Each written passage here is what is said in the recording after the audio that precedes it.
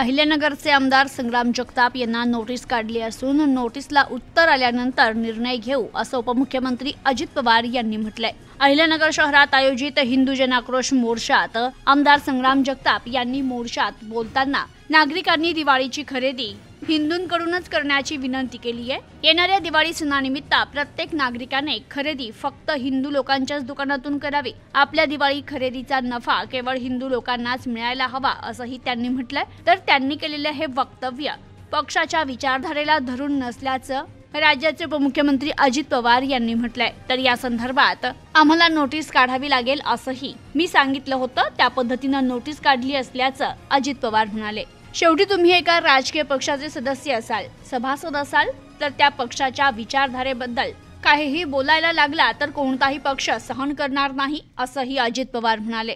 तर नोटीस काढल्यावर प्रक्रिया असते, त्या नोटीसला काय उत्तर येतं ते उत्तर आल्यानंतर आम्ही निर्णय घेऊ असं देखील उपमुख्यमंत्री अजित पवार यांनी म्हटलंय। Bureau report, news today 24।